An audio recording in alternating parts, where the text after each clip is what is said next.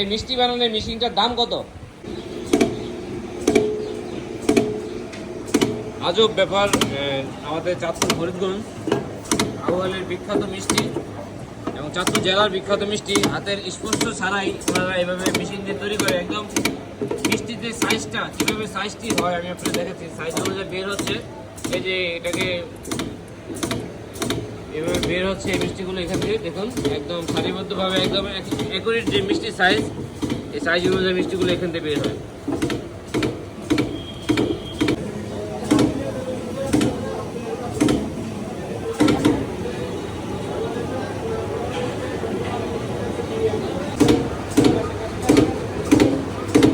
ভাই এই মিষ্টি বানানোর মেশিনটার দাম কত?